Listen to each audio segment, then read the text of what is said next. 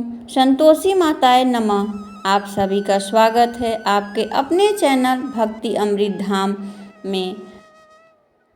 संतोषी माता को सुख शांति और वैभव की देवी माना जाता है। संतोषी का व्रत 16 शुक्रवार तक रखा जाता है, जो सुख समृद्धि पारिवारिक शांति प्रदान करता है। सुबह जल्दी उठकर लाल कपड़े बिछाकर माता की प्रतिमा स्थापित करें और गुड़ चने का भोग लगाएं।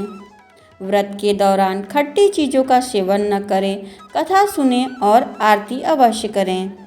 माँ संतोषी का कथा का श्रवण करते हैं। करने की विधि। इस व्रत को करने वाले कथा कहते हैं, सुनते हैं, हाथ में गुड़ चना रखें। सुनने वाले संतोषी माता की जय, संतोषी माता की जय, इस प्रकार की जय जयकार मुख से बोलते जाएं। कथा समाप्त होने पर हाथ का गुड़ चना गाय को खिलाएं और कलश पर रखा हुआ गुड़ चना सबको प्रसाद के रूप में दें। कथा के पूर्व कलश को जल से भर दें, उसके ऊपर गुड़ चना से भरा कटोरा रखें। कथा समाप्त होने पर आरती होने के बाद कलश के जल को सब जगह छिड़के और बचा हुआ जल तुलसी की क्यारी में डाल दें। यथाशक्ति गुड़ चना लेकर माता का व्रत रखें।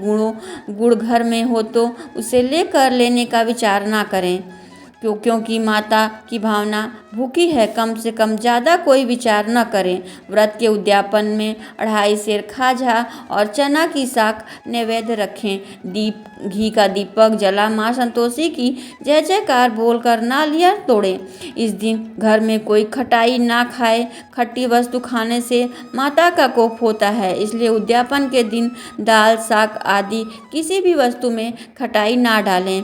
किसी दूसरे को खाने को खटाई ना दें। इस दिन 8 कुंवारे लड़कों को भोजन करावें। अगर घर में जेठ घर के कुटुंब रहता है तो किसी दूसरे को नहीं बुलाएं। अगर कुटुंब में ना हो तो ब्राह्मण के रिश्तेदारों अथवा आसपास के पड़ोसी लड़के को बुला ले और उन्हें खटाई में कोई वस्तु ना दें तथा भोजन कराकर यथाशक्ति दक्षिणा देना चाहिए। नगद पैसा दें, कोई वस्तु दक्षिणा में देनी चाहिए।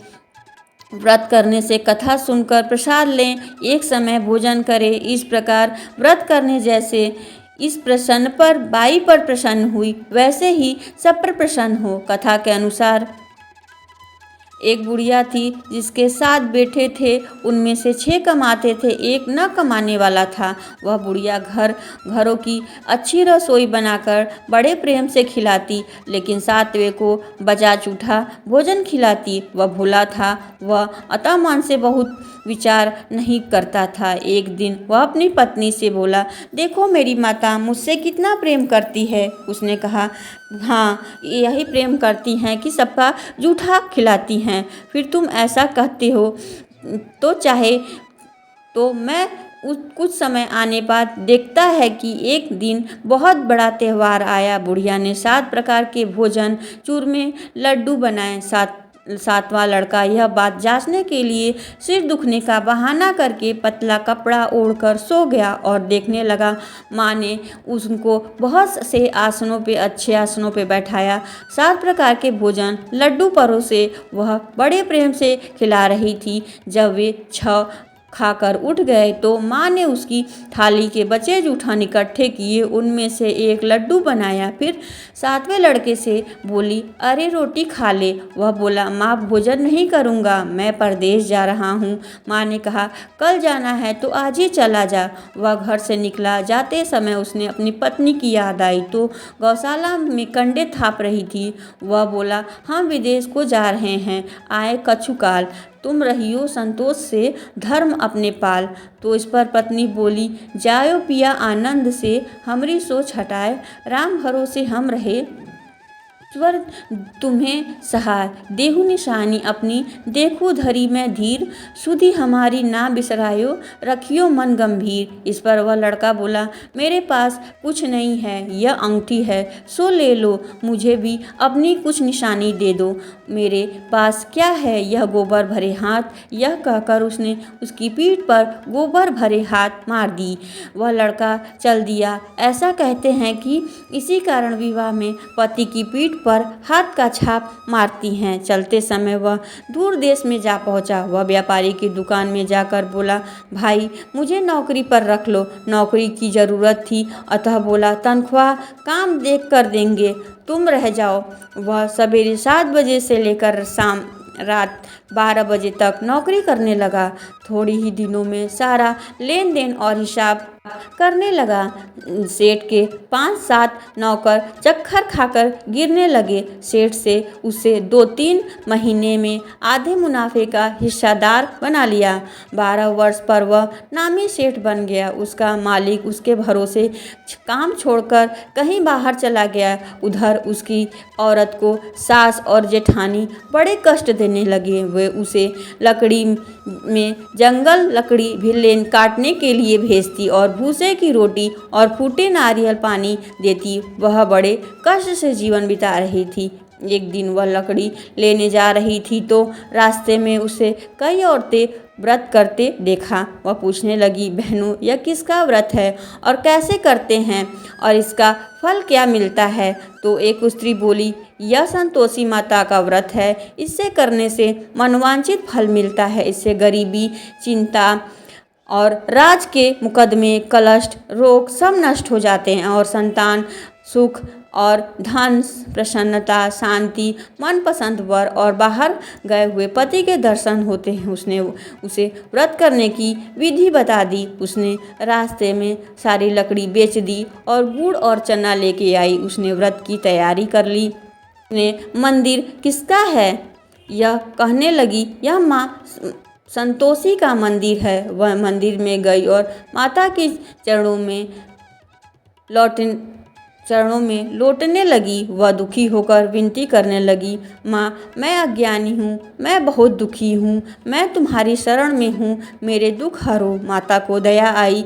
एक शुक्रवार उसने पति का पत्र लाया और अगले बार पति का भेजा हुआ धन मिला। अब तो जेठ जेठानी और सास नाक सिकोड़कर कहने लगी, अब तो उसकी खातिर बढ़ेगी, यह बुलाने पर भी ना बोलेगी। वह बोली, माता धन आवे तो सभी को अच्छा लगता है। उसकी आंखों में आंसू आ गए। वह मंदिर गई और माता के चरणों पर गिरकर बोली, हे माँ मैंने तुमसे कब पैसा मांगा, मुझे तो अपना सुहाग चाहिए। मैंने अपने स्वामी के दर्शन और सेवा करना चाहती हूँ।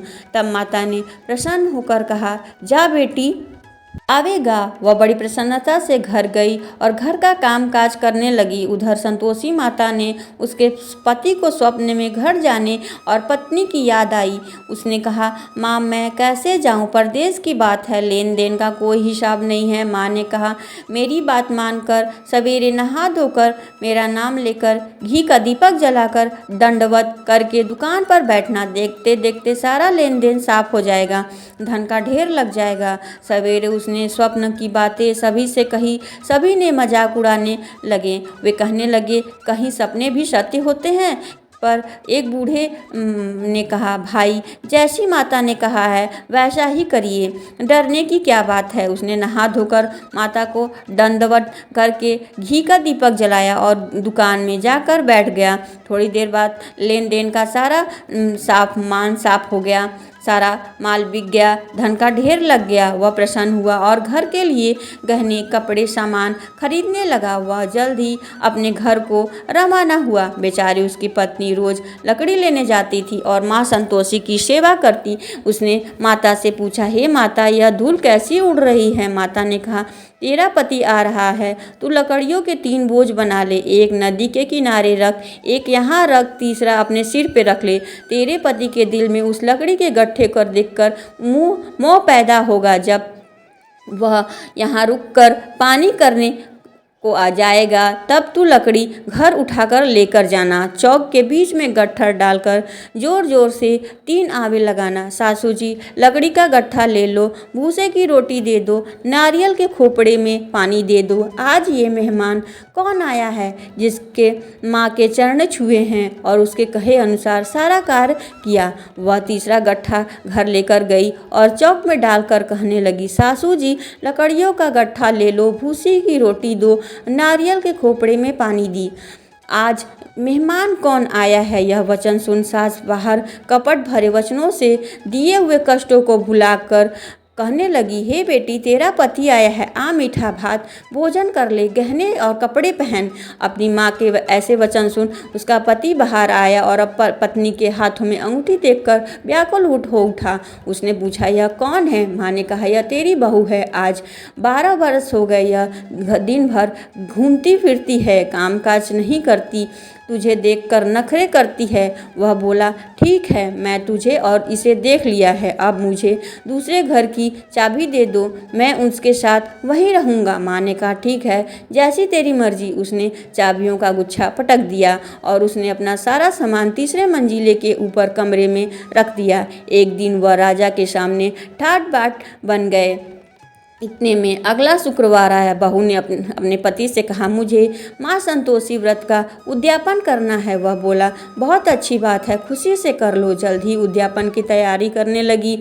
उसने जेठ के लड़कों को खाने पर बुलाया। उन्होंने मना किया। जेठानी ने अपने बच्चों को सिखा दिया कि तुम खटाई मांगना, जिससे उसका उद्यापन पूरा न हो सके। लड़कों ने जीम की खटाई मांगी।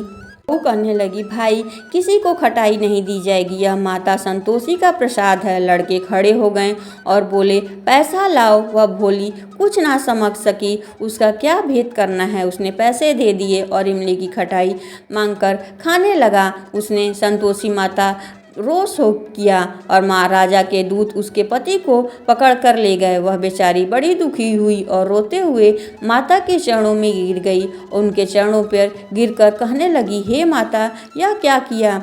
हंसाकर अब मुझे रुलाने लगी। माता बोली, हे पुत्री, मुझसे दुख है कि तुमने अभिमान करके मेरा व्रत तोड़ा, इतनी जल्दी सब कुछ भुला दिया। और वह कहने लगी, माता, मेरी कोई अपराध नहीं है, मुझे लड़कों ने भूल और छल दिया, मैंने भूल से ही पैसे दिए। माँ, मुझे क्षमा कर दो, मैं दोबारा उद्यापन करूँगी। माताजी बोली, जा, तेरा पति रास्ते से आता हुआ मिलेगा। मैं उस रास्ते पर उसका पति मिला। उसके पूछने पर वह बोला, राजा ने बुलाया था, मैं उनसे मिलने गया था।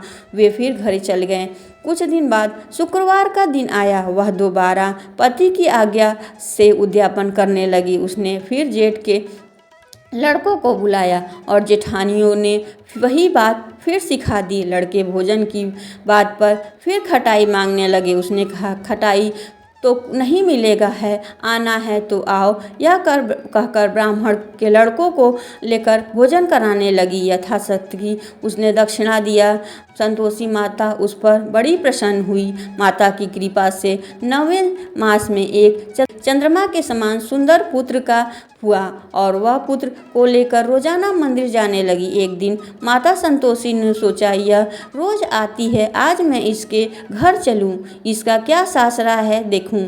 यह सोचकर उसने एक भयानक रूप बनाया और गुड़वा चने से सना मुख से सूंड के समान होठ पर, जिन पर मक्खियाँ भिनभिना रही थी, इसी सूरत पे वह घर गई और दहली पाँव रखते उसकी सास बोली, देखो कोई डाकनी आ गई है, इसे भगाओ नहीं तो किसी को खा जाएगी। लड़के भागकर खिड़की बंद करे।